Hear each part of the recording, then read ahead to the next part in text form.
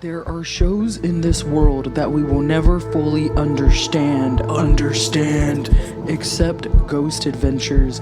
We have watched every episode to build our obsession, our fandom. Watching alongside each other because no one we know really gives a damn. Watching Zach and crew catch groundbreaking proof of the paranormal, inspiring us to explore our own interest in otherworldly phenomena. This is our podcast. We are Paranormal Putas.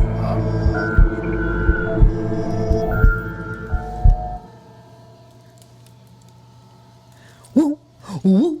Oh, whoop-a-da-doop, we are back with episode 2 review for you.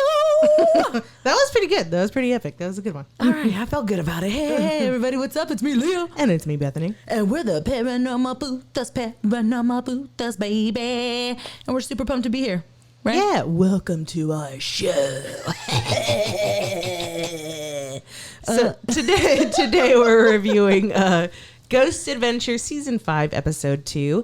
And the guys go to Salem, Massachusetts. Massachusetts. So I think it's kind of cool because, I mean, obviously they probably just like hung out in Massachusetts after going to, where were they at last episode again? The Wayside Inn. Yeah. I was thinking that So they too. were in like Sudbury and then they just went over to Salem and they're like, yeah, more ghosts. Yeah, that's pretty cool.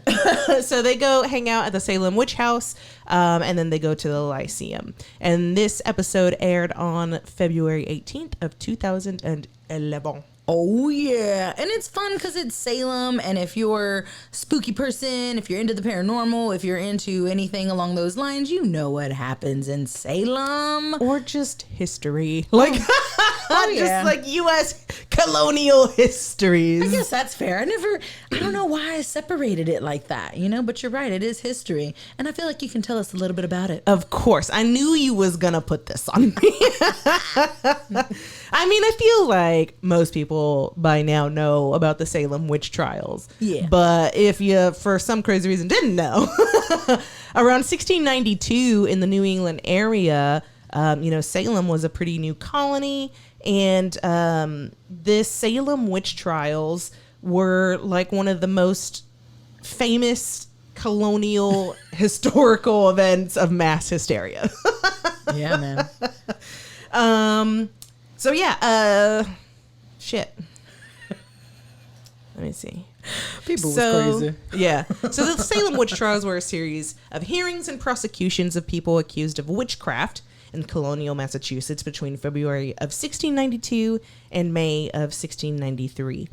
More than 200 people were accused. 30 people were found guilty. 19 were executed by hanging. And 14 of those 19 people were women. Of course. Of course. The war against women. Man, it's started a long time ago. Fucking even time before ago. then. But yeah, so again, people were accusing each other of being witches. And it led to mass hysteria and executions, and real people lost their fucking lives because they were all going kind of crazy and just talking shit about each other, and it was a real small community. But what's interesting about it is that it kind of started with, what's her name? Bridget? No, Reverend Paris's daughter. Oh shit! Oh, yeah, okay. Reverend So Paris it and kind of, Tituba, yeah. Like it started with Reverend Paris's daughter, which is so funny because it's the fucking Reverend, right? He's every Sunday, every day, like they're praying with him. It's always the preacher's and daughter. his daughter, right? His daughter Betty started accusing people of witchcraft. Like she was acting quote affected or like sick or something. She would just have like these episodes and like flail about and scream and shit and say crazy shit, and the doctor couldn't tell what was wrong with her, so he was like, oh, she's affected by witchcraft. And so they started asking her like, well, who's affecting you? And she just kind of started spitting out names of people. So her and her cousin, Reverend Paris's niece, Abigail Williams, start accusing people of being witches. And some of the first people accused were was it Sarah Good and Abigail? I mean, sorry, not. some of the first people accused were Sarah Good and Bridget Bishop. And Bridget Bishop is kind of like our focal point for this episode. Oh yeah, for sure. And a big reason for that too, like they talk about Bridget, and really she was accused of being a witch because she was like a boss bitch, like a baddie. She owned land. She was beautiful. She was confident. So it's like, oh my God, she's fucking amazing. She must be a witch. Exactly. It's so interesting how it escalated, because you start with Sarah Good, who was actually an outcast of society. So she's kind of like haggard in a way, right? Like when you think of a witch, you think of like this old creepy, like that, you know, she had the image for it. And she was kind of like the town weirdo, you know, she didn't really go to church or anything. So of course they accuse her. People already ostracized this woman. They already didn't like this lady. Yeah. And then you kind of bring it up a level and you go after someone like Bridget Bishop, who again doesn't really go to church as often. She doesn't really seem to abide by the Puritan ways as strictly as most people do. And like Leah said, she has land, she's gorge, she's flirty and vivacious, she has life, and they're fucking jealous of that shit, I'll tell you what. And they wanted her fucking land and shit. But then after that, like later in the trials, they go after what's her name? Not Sarah, Sarah Good. Shit. Sorry. There's this one woman. This is just how it be, you know? God, what's her name? It's gonna really bug me. Mary was Rebecca Nurse. Fuck. I don't even remember them mentioning her. No, they didn't. This is just a little bit of Salem history. Oh, okay. I'm just talking about how like it's so crazy how it escalated, because you start with someone like Sarah Good, who's of low status, and then you move a little up and you've got Bridget Bishop. Yeah. But then at the end of the trials, you had someone like Rebecca Nurse, who was a church-going, super high status person in the community. You know, like, so then at that point, it got really scary for everyone, because they were like, anyone can be affected by witchcraft. You don't, like, even though you go to church every single day, even though you give to the community and everybody like sees you as this amazing high stature person, they can go after you too. So then that shit got real scary for everybody. But I just think it's interesting how it escalated that way, and it's all because of fucking Reverend Paris's little daughter Betty and fucking Abigail Williams stirring up the shit. Stirring up the shit, man. Just starting rumors. Yeah. It's crazy. Jeez Louise, Papa Cheese. They don't really go into much of the history besides that, which is fine because there's so much to explore there. But what is cool is that the guys had to go to a city council meeting to get approved to do this investigation. That was really cool. In the witch house. That was really cool, which makes them the first, again, investigators to do that at the witch house. So, I mean, they're, again, breaking ground, doing something that no other group has done before, and that's what helps them build their credibility. Yes. It's so good. I really love when the guys get to say that they're the first to ever be at a location. Like, that's really fucking cool. Me too. I have to burp. Let it go. Let it go. Oh, man. Sorry. For all of our viewers out there, that's no, we're gonna cut that shit out. That's something just for you. So if you don't know, these guys, sorry, starting over. So yeah, so the guys go to the witch house and to a restaurant called the Lyceum. The witch house used to be Judge Corwin's house, and it is a museum that you can still tour today. Yes. And I think that's really it for the history. Was there anything else pre-investigation that we need to talk about? No, not that I can think of. We talked about Bridget. Oh, the guys do talk to briefly a group of contractors who did some work in the witch house. And they claim to have had experiences. One of them, I guess more of the more profound experiences was them witnessing some boxes being thrown. So that was pretty cool. So, I mean, they're confirming poltergeist activity at this place, you know, like that's how strong they're claiming these entities are. So I think that was really cool to hear. But again, outside of that, that really is the history. I mean, they really just kind of recap Salem history like Bethany did for us so beautifully. I think, no, pre-investigation, because they're walking around, right? Yeah. There are some little bits pre-investigation. Yeah, true. The guys do have some fun. They're in Salem. So there's a moment where they're walking around the streets and like Zach is literally on a witch hunt and he's asking every woman, are you a witch? Are you a witch? Are you a witch? Which is fucking ridiculous, but it's Zach and the crew and they're doing what they do. What I really love about this segment is that fucking Aaron tries to do this, right? Yes. So Aaron walks up to some people with the camera and first he's like, y'all look great. And then he's like, are you a witch? And Zach gets all mad. He's like, you can't just be doing that, Aaron. You can't just be walking up to people and asking them that. But then he proceeds to do that for like, I don't even know how long. Right. We don't know how long he did that, but on the show it was like 10 minutes, I swear. What else did they walk into a like a magic shop? I forgot the name of it. Hex Old World Retreat. Oh, yeah. I went to the one in New Orleans. Oh, very cool. Awesome. So the guys go into the shop and they're looking for things for the investigation. But then Zach comes across like all these vials of potions and things like that. And he finds one called Devil Woman. And it's funny because the shop clerk is like, oh, you don't want that one tonight. It brings out your inner whore. And I was like, whoa, she said that. She clutched my pearls, you know? Yeah, clutching my pearls. I said, oh my. What the shit you say? Oh my God, that's hilarious. That's true, man. I got the mouth of a drunken sailor. But no, I wasn't expecting her to come out. Dude, and just for be real, like, me too. I was not expecting that. Your inner whore. Like, I was like, whoa. Like, could you even say you could even whore? say like, I don't know, promiscuity or something. Like, it's just like, I don't know, have a little more taste, a little more class. A little more class to a little more it. vocabulary. So that was funny. So then Zach being Zach, right? He grabs like 2 vials of it. He's like, oh, then this is the one I want. Puts it in his pocket. And I was like, excellent. So that was really cool. Some little fun things pre-investigation. But that's all I have.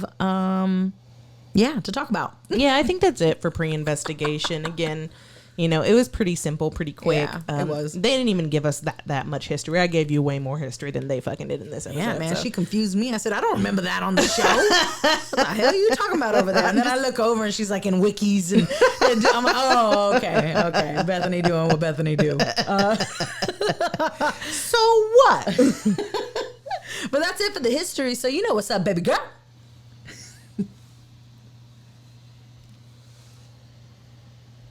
I gotta go to page 2.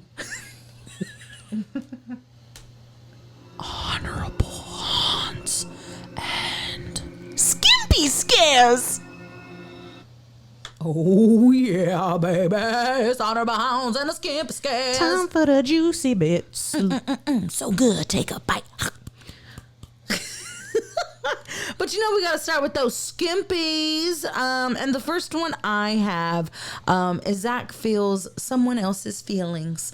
Like he basically says, he just says like, oh, I feel sadness. And it's like, he's like, but it's not mine, you know, like it just kind of rushes over him. And I'm not saying that didn't happen, but we can't see like, you know, his feelings and we can't, it's not something you can like measure really. Yeah. Like, you know, outside of your own buddy. Yeah. So, I mean, I'm sure it happened, but skimpy scare for me. Yeah, for sure. Yeah.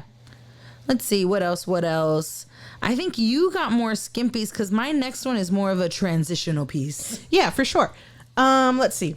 So later on in like the second half of the episode, they are investigating the Lyceum, which used to be Bridget's land, right? Yeah. Bridget Bishop used to have an orchard. And at some point, the entire crew agree that they smell the smell of apples. Which I bet smelled awesome, though. I know, right? I'm like, that's kind of nice. Yeah. But again, it's not something we can really measure out like, because we're not there. So Yeah, man. it was skimpy. I mean, it's cool, but skimpy. I have another one. Oh, wait, no, this isn't honorable. My bad. Uh-oh. Let me move that. Mislabeled skimpy. There we go. Making moves in the dock. Okay. And my last skimpy is involves like Christian Day. So like Leah said, they had, or did you mention that? No, we haven't even mentioned Christian Day. Okay. Okay. So my next skimpy involves a ritual that the guys actually did in the beginning of the episode, like right after pre-investigation. They went to Hex Old World Witchery, like Leah said. They went to Hex Old World Witchery, like Leah said. What? You're gonna have to edit it. I'm leaving that in there. No, I did it right on purpose. Now I have to do it again. So like Leah said, they went to Hex Old World Witchery, and Zach is continuing his little witch hunt, and he asks the tarot reader where he can find a witch to do a ritual. And she's like, oh, you want Christian Day. Easy peasy. Boom, boom, boom, bam. So they call up Christian Day. They have him come in to the witch house at the beginning of the investigation to do a ritual to kind of like amp up the spirits and shit, open doorways. So Christian Day is a pretty popular and well-known high priest of in Salem in a coven. And him and another witch come in to do this ritual. And in this ritual, they have a skull of another witch who had died. Well, duh, God. They have a skull. It was alive. God. Fucking idiot. They have a skull of a witch who died. That just sent me out of my body. I'm glad you enjoyed it because I'm an idiot. So I'll leave that in there. Everyone That's needs fine. to know Bethany's human. That's fine. That's fine. Hear it. Make fun of me. I don't care. So anyways, they look into the skull of the dead witch Robert. And a part of the ritual is them looking into this skull and asking Robert for protection while looking into their own mortality.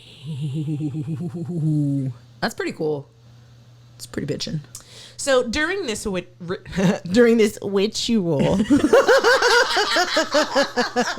what I almost said. That's what I almost said. During this ritual, the other witch who's there. She says that she feels hands on her during that ritual, like she feels hands on her back. So that was a skimpy scare for me. It wasn't even from the guys or anything. It was just from her. It was still like a cool thing to have happened at that point in time, but you know, can't measure that shit. Oh yeah, no, not at all. That's too funny. I forgot for a second there that we were just in the skimpies. But my next one, I think, because that was your last skimpy, right? Yeah, that was my last one. So this one here is kind of a transitional piece. I consider it a skimpy honorable. So it gets cold, and that again kind of comes back to Zach catching feels, right? Like we can't feel that it's getting cold. So that's skimpy, but it's kind of honorable because it is supported by an EVP, but the EVP is not grade A. So it's just more like, you know, there's no words. I don't know what it's trying to communicate. So it's a skimpy honorable. It is supported with some audio evidence, but what it's really saying, nobody knows. Nobody knows. So it can't be honorable, man. Just can't. Yeah. But with that, we're now ready for some honor rolls, baby. Hell yeah. Let's roll. Do you want to kick it off? Yeah, because I got some that were actually pre-investigation. Yeah. And that's always fun when the guys start getting things instantly. Like, I always really enjoy that. And that usually hypes me up in most episodes. So they got a couple things pre-investigation. Now, Zach feels chills. And you're probably thinking, Leah, you just said Zach feeling things is skimpy. You're right, I did. But this time, it's supported with the loss of audio and visual through the tech that the guys are using right then and there. So kind of like before where we kind of have an EVP, this one's definitely stronger because you see the glitching of the camera. They can kind of roll back to that moment where as soon as Zach's impacted, we now see the tech being impacted, which is usually a really good indicator of some strong energies in the area. So for me, that was an honorable pre-investigation. Nice. Oh yeah, baby. The other one I got pre-investigation, It was an EVP capture that was a little more distinct than the one in the Skimpy Scare. It still wasn't a grade A, but this one had more inflection. There was definitely more of a like versus a like. Yeah. You know, there was more to it. It was meatier in the audio. So I gave that an honorable as well in the pre-investigation. Nice. Yeah, bro. What about you, baby bro? Let's see here. So I have one, during the ritual, someone asked, I forgot, one of the guys asked the ghost to say like one of their names, like all the people that gets, because it's the crew in the ritual, Christian and another witch. So you have 5 people in this room, and they get an EVP that says, which one?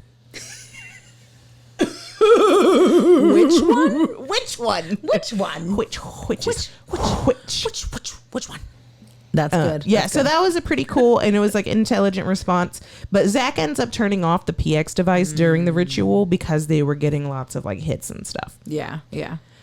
I had another one, again in the witch house during the ritual with Christian Day. They get a few EVPs. One, they get Bridget Bishop's name. They straight up get Bridget Bishop.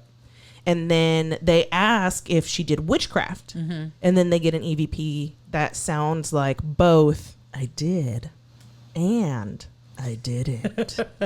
So, you know, who fucking knows? Zach kind of plays it a few times and leaves it up to the audience to be like, did she or didn't she? You decide. I think I heard I did more, honestly. Yeah. Like, even when he puts up the words I didn't, like, I still hear I did. So I believe that whoever that is practiced witchcraft. They was a witch. Oh, yeah. Sounds good. Another one within that same like little rotation, because these are all pretty quickly, you know, shown after one another. They also got the word hanged. Oh no, wait, fuck, that's in the Lyceum. My bad. Oh, no, that's okay. That's all right. Changing that up. I'm trying to not sit on this wire right now. Okay. Anyways, so yeah. Do you have any other ones? Really the last one I have is that the guys are hanging out with Max, so it's the Lyceum for me. Are we there yet? Well, I have 2 more that happen like before the Lyceum. All right. Pretty early on. Oh wait, do you have the Boston accent one? Oh no. Where does that happen? Don't go in there. Don't go in there. I don't know. I don't know either. So pretty early on, they pull out the EMF detector and they get a hit that says 666, the number of the beast. And they claim to feel a cold chill at the same time. And then Zach says that the chill is going away, like he doesn't feel it anymore. And then the EMF detector goes to 0. So that was a pretty good honorable, because again, you get the EMF and validation from Zach. Hell yeah, baby. And then the next one is the don't go in there. Yeah. And then the next one is the guys get an EVP that comes through, definitely grade A. Grade A to the point that we pick up an accent, and it is a Boston accent, and I'm going to do my best. So if you're in Boston, I'm sorry. Don't go in there. Don't go in there. Don't go in there. I can't do it. I can't fucking do it. Like, I'm too Texan. I'm sorry, I'm too Texan. It's true. In the last episode, we crushed they look strong. They look If strong. you remember that EVP. Yeah, that was a fucking But this Southerner. one here. Don't go in there, Marky Mark.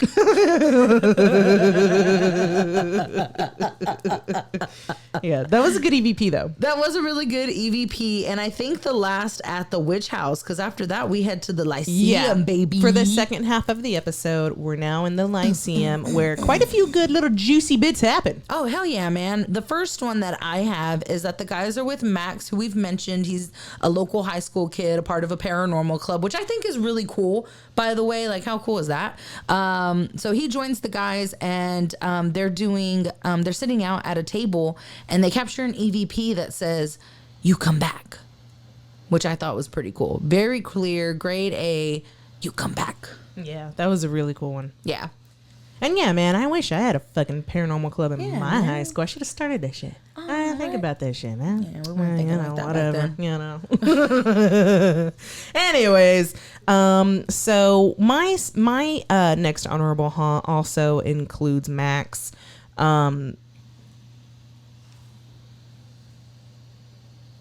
Sorry, I'm gonna start. So my honorable haunt kind of includes Max. They let him leave it a little early so they can continue their investigation kind of without him there. So he leaves and they lock him out of the Lyceum. And Zach looks into this mirror that's like right by them, and he sees 4 people in that mirror.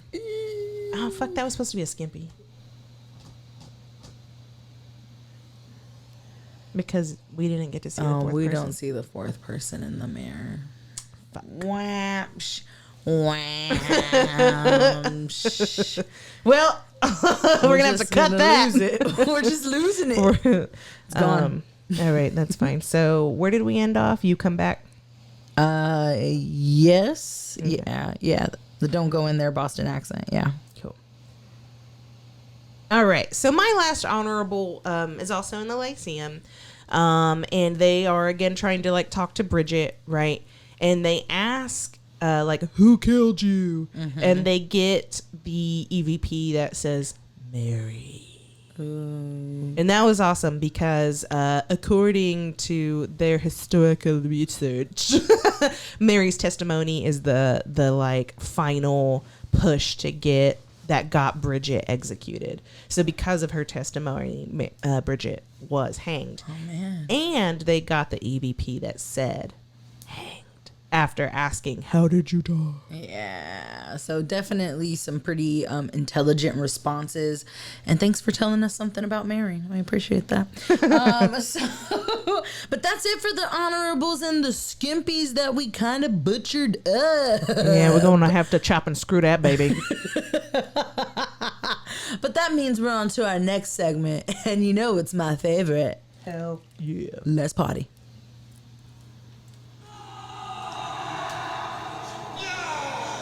Zach's fashion for us!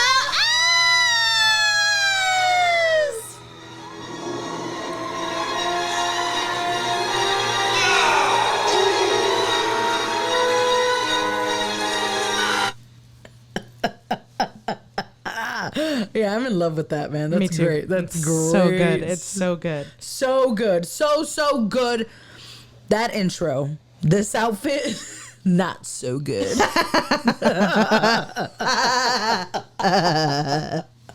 Zach is what I called looking like Miss Mary Mack and not so much a snack. He's walking around with buttons down his back and buttons down his arms and buttons down his chest and buttons all over the place. It blows my mind how many buttons this fucking shirt has. Yeah, buttons down his back and down his crack. It's wild. It's wild. And you would think a shirt with a gajillion buttons is enough, right? But no. It also has to have on one sleeve like a leather cross, like the independent cross in leather, like patched onto his shoulder. And then on the other shoulder, another patch looking thing with like heart and wings, and it's just fucking extra, and it's insane, man. It's like ultimate patch shirt. I think there's even a patch over his chest. Yes. There's like a bunch of patches on this. It was fucking, but it was so obviously like pre-patched, you know, like he bought it that way. It's not like, you know, he made his own like battle jacket. It was like, no, I bought this way. Yeah, off the rack. Yeah, off the rack. Insane. And I think that the patch on his pec is where this, it was like arched over his boob. And it said immortal. That's right. Yeah, I was trying to remember what it said. It said fucking immortal. And I was like, really, bro? Like, it was just so much. Like, I didn't know where to look. It made me dizzy and tired. Yeah, it was a lot. It was so much on that shirt. And then he's bringing back the baggy. The pants are baggy this episode. We do not like the baggy pants, man. Like, leave them at home. Nobody asked for those. I mean, they're making a comeback, I guess, with this whole like 90s revival thing with Gen Z, but whatever, man. They are not for me. So those are some of the things I mentioned. But when we get to the investigation, he's looking all right. Like, he's looking right again. Like, he's just got on basic black thermal. He's very simple. And that's what I like most, when Zaddy is simple. And that's why I love the later years, because he is so simply perfect. Yeah, it's like you don't have to rely on these heavy, flashy button clothes. Yeah. I can't imagine. That shirt probably weighed. That's what I was thinking. I was like, how much did that thing weigh? Pounds. Like, Jesus Christ. God. He's like, it's like arm day. And he's just walking around.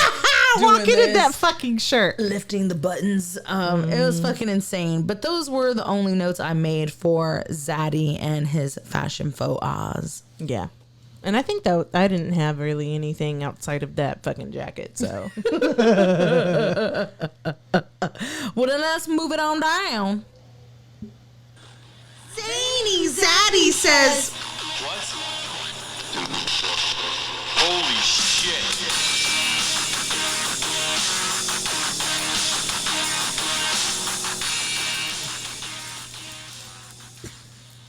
that is my favorite, always and forever. I gotta play like every air instrument when that comes on. Like, I start with the guitar, I go into the keys, I end with the drums. Like, yeah, man, it's so good. I love it. I love it. I love it. Me too. So let's get into this, shall we? Hell yeah. So this one is really early on in the episode. It kind of opens up and Zach is doing his thing, talking to the camera, talking about, we're here in Salem, you know, doing his thing. And then he hits us with, let's see what we stir up in this cauldron of history. Boom, man. Crushing it. Who came up with that incredible genius line? Like, what fucking writer was like, yeah, we're gonna have him say this. Fucking felt good too. No, it was great. It was great. It was great. What's next? So one that is just so fucking Zach. Well, like in these younger years, so Zach. He's talking to someone who, like an eyewitness, you know, who had an account in one of the ghosts, you know, and he wants to kind of get straight into the juice of the story. So he says, Let's skip the foreplay. It's like Zach. Okay. I love it. So much. I love it. It's leading me perfectly into the next one, where I can tell you to enough with the jokes. Witch jokes. Oh, witch jokes. I fucked that one up. Oh, it's okay. Redo it. So the next one is kind of perfectly Zach. Enough with the witch jokes. Enough. Which is funny because he'll do it for like 5 minutes. He said like maybe 6 stupid ass witch jokes. And then as soon as Aaron or Nick says a witch joke, he's like, enough. It's not cool. It's Enough. not cool anymore. Quit it. Quit it. Oh my God, that just reminded me of in Hot Rod when he's like, I like to party. he's like, no, only I party. I already said that. I'm the only one who parties. I love that shit. That's so Zach. He is, yes. That's very much Zach. That's perfect. The next one is one of my personal faves. It's in the investigation, right? Where Zach says this. He says, I cannot ignore what my body is sensing right now. and I feel that. I understand. Zach, you can't ignore it. Your senses is going off. Oh man, he's following that intuition. But it was just such a great line. Like what a great thing to say. I fucking love it. Yeah, I love it. This next one, actually Bethany has to do, so I'm gonna skip it. I'm gonna do this next one here. It's not a zaddy. It is the witch that we were mentioning earlier, who's hanging out with who is the day? Christian Day, his little partner in crime. She doesn't say anything really the whole time other than whatever she has to say throughout the ritual. And then she looks at the guys and she's like, may you be blessed on this night.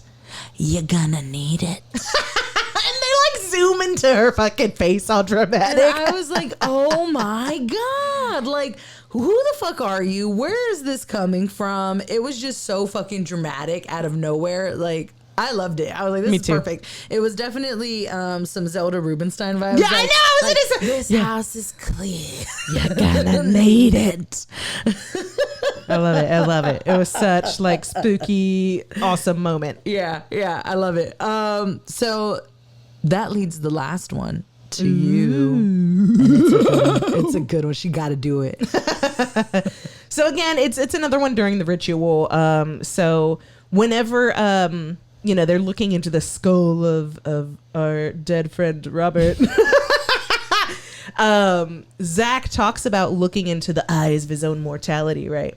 And he says, If we are truly looking into our mortality, I am seeing life in those eyes. and I love it. It's so poetic. It's kind of positive. It's like Zach, sees the future for himself. There's life. Yeah. He's alive. That's perfect, man. And as I mentioned, it's the last of the zany zaddy. So, dude, that's the history, the haunts, the fashions, the zanies. It's time to rate this baby. Dang. What are you know. giving it? I'm feeling very much a 3 claws. Me too, 3 bro. claws. Me too, bro. 3 claws. I don't know. I gave the last one 3 as well. But this one kind of had the same vibes, like Yeah. it wasn't great. It wasn't awful. It was entertaining. Yes. All around solid. it was a solid episode. So Yeah. yeah, I'd give it a 3 as well. Yeah, they got some good stuff. I think what's helped too is that the locations have been really cool. Yeah. Like I've really Salem's just a cool vibe. Like I've really enjoyed where they've investigated so far this season. So that helps. Yeah. Yeah, man. But as usual, I'm feeling a little heavy. All right, let's call on our buddy.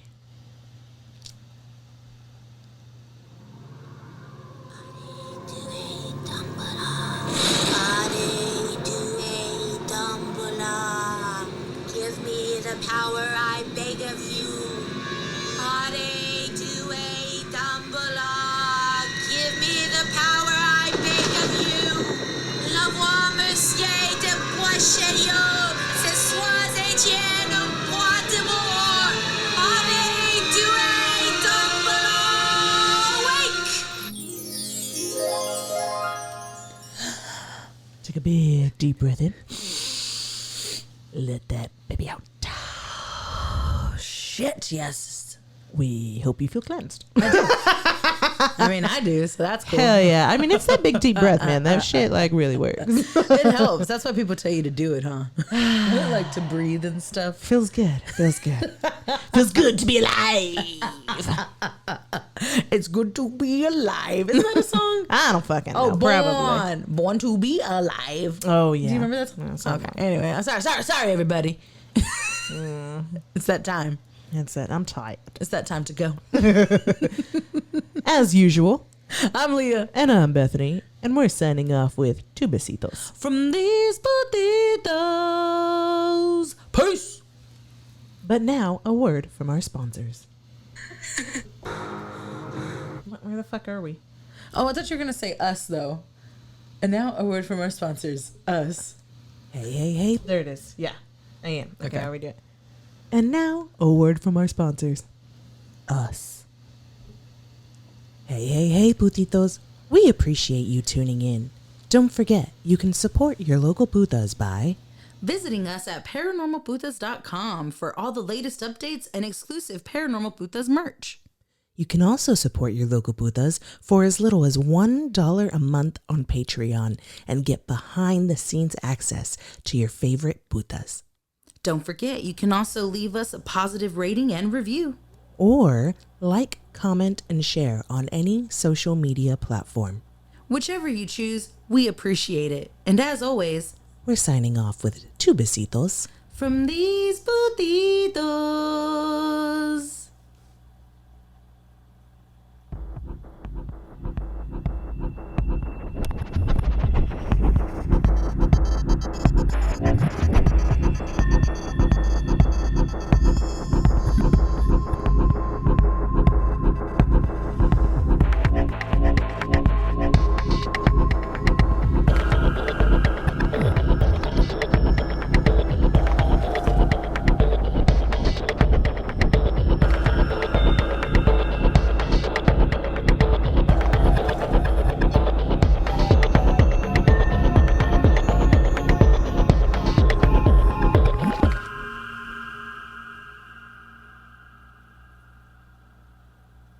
It's a banger.